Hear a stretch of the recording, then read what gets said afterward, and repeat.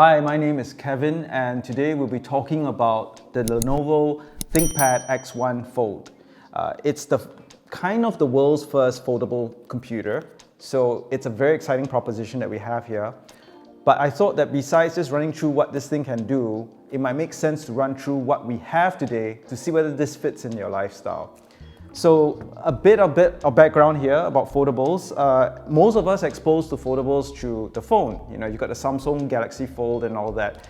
And a lot of people find it interesting. For me, I find it very exotic. I love this new technology because I can bring a lot of viewing capability along with me without too much bulk. So it's very exciting, but a lot of people are worried because of the fragility of the screen, which over time they've actually kind of perfected, and more people actually bought up the Fold 2 than the Fold 1, so that's a testament to something right there.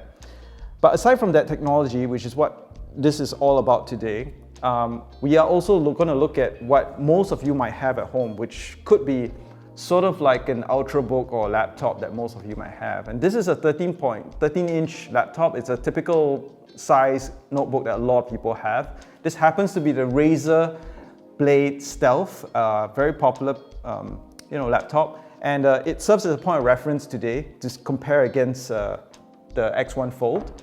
I also have the iPad Pro 11-inch here for comparison. Super portable, lightweight with the keyboard and on the stylus. So that makes a good point of comparison. So for today, if we were to consider how this came to be, it's interesting because it's almost the same size as the tablet in a way, the iPad Pro.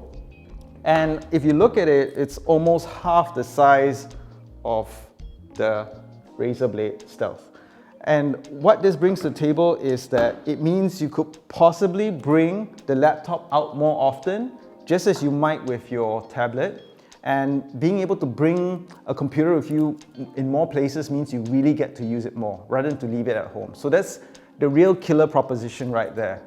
Now, if we were to go into detail a little bit, you'd notice that it is rather thick, so this is a thick boy, but it does come with everything, and some of these could be optional.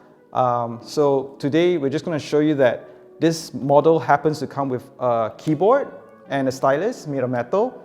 The stylus charges via USB-C, while the keyboard is wirelessly charged, although you can use a micro USB as well, and it operates via Bluetooth. It has a magnetic attachment, which makes it super futuristic, and as you notice, as I take it out, the screen auto recalibrates itself. So it does that to fill the screen when you don't need it. And if you flip it around, you can extend it all the way through. You can also use it sideways in a widescreen format. So it's pretty sexy and useful and all that. Now, there is kind of a webcam here as well. And the position is interesting because that way, whichever way you orientate, you'll always be in picture. And there's two USB-C ports, which are cleverly put together. So there's one at the base of the widescreen here, and there's one at the edge. So no matter how you use this laptop, you can always kind of charge or use the ports for various purposes. Now, if we were to go in, you can actually say, if you don't want to bring the keyboard around, you can kind of still use it this way, like so. And if we were to log in, let me just get into the device.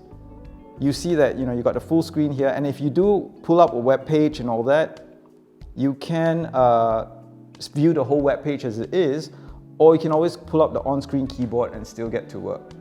Okay, so that makes it super easy. But of course, the keyboard makes life a little bit easier because you do have the trackpad and all that, although it is pretty minuscule by today's standard, but it's usable. More interestingly though, I must admit, having used this for a bit, you do sacrifice a bit of the key layout because of how small it is. So when you try to type certain apostrophes or certain punctuations, you do have to hit the function key before you get that. So that trips some of us here who are touch typists. We type rather fast, and you kind of have to get used to this. Otherwise, you can use your own keyboard if you want to. So this is one thing. The stylus works pretty well. It's made of metal. And what's interesting is that it charges via USB-C. So that's very rare actually, but it's great that the world is coming together in terms of standardizing the use of USB-C.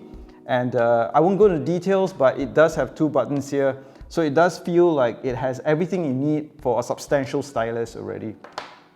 And just as a point to remind everybody, this is wirelessly charging. So if you put it here, the whole system actually reacts. It's actually charging the keyboard as you have it there. So that's a pretty cool feature that we've rarely seen elsewhere. Now, if you do want to use it with the full screen mode, you can open it up, prop it up, and there is this backside flap, which you can see this diagonal line here. It's pretty interesting. The flap is pretty strong. It's pretty sturdy, and if you hold it up, it actually props it up just nice. So you can see that, you can get pretty decent amount of work done. And this screen is huge. I mean, let me just show you a comparison here. This is a 13-inch laptop, right? And if you were to compare the screen sizes, so I'm dealing with a lot of tech here, you can see it's interesting. It's pretty much bigger, especially taller, right? So it's almost got a kind of more squarish orientation, which makes it super nice for working on a lot of documents at the same time. Because this kind of 16:9 kind of resolution or aspect ratio actually is better for watching videos and movies, but it's very challenging to do work in, where you need that verticality. The other thing to note is that if you go to take away all these different parts and just focus on the screen, one thing that you might want to take note of is how much desktop space it takes up. Notice in a traditional format, it does take up quite a bit of space, and sometimes in a coffee shop, you really don't have much. But when I brought this around, not only was it easy to bring around because it fit in a small bag, but it was easy to put it on a coffee table because it barely took up any room. And if really you want to get to some work done, you can still kind of fold it up and still get back into action. So, it takes up so little space, the option, the ergonomics, so many ways to use it. So it makes it a very interesting device to work with because of how, how flexible the whole computer system is. Okay, so just for comparison, maybe it'll be interesting to note here. So the weight is kind of in between a laptop and an iPad, so it shouldn't scare you off. Even though it looks thick, it's actually not that heavy. And if you were to compare how much screen real estate you actually get, it's very interesting actually, because you can almost see that it's almost double the iPad Pro 11-inch, and it's taller than the 13-inch. In fact, quite a lot here. There's almost like at least 30% to 40% more screen real estate that you get. And all this can be compacted back into something so small. So this is a very strong value proposition that we have here. You are going to pay quite a lot. It is going to set you back in Singapore dollars just over around $3,000 thereabouts. You can customize it and all that.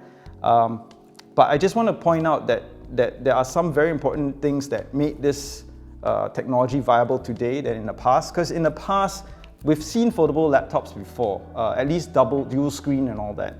And the challenge has always been battery and processor. You want something that has long battery life, yet have the strong processing power. That's a trade-off right there. But this PC or this laptop or this tablet or whatever you want to call it has a brand new chip called Lakefield. It's Intel's hybrid chip, and it takes the best of what you get in the cellular world, where you have long battery life, low powered kind of processor, with the capability of a full Intel Core chip as well. So what they've done is to manage to actually hybridize the chip, so you get one that has long battery life, yet have performance when you need to call upon it. So this new chip is what enables this to work so well. So that's why, even though it's thick, it's okay because you get almost 11 hours based on paper specs battery life. I've been using it in the cafes and all that, not plugged in at all. And true to life, I've done video conferencing, watched videos and all that. And it does last a pretty long time. So one thing that this thing is, even though it feels very conceptual, it actually does have enough juice in terms of both battery and power to last a real work session. So with that, I thought that this is interesting because this couldn't have come at a better time. All the different technologies have converged. You're talking about foldable displays, you're talking about hybrid processors, you're talking about really miniaturized batteries, and everything just comes together in a very perfect time because this wouldn't be possible if any of those other technologies weren't available, from foldable screens to batteries and processors. And so this is one of those moments where It's truly magical that they've all converged and come together to produce something that really is quite practical. So cost aside, this is something that I guess we just have to give it time. Over time, hopefully this will become a regular affair, just as how tablets and all that have taken over laptops and all that. Hopefully this will take up, more people will buy into this, and we would settle down into a price point that is interesting and all that.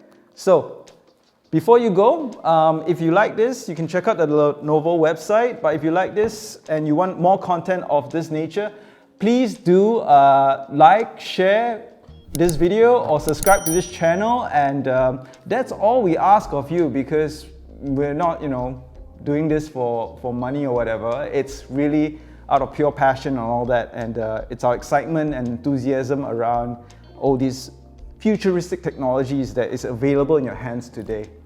Okay, thanks a lot. See you soon.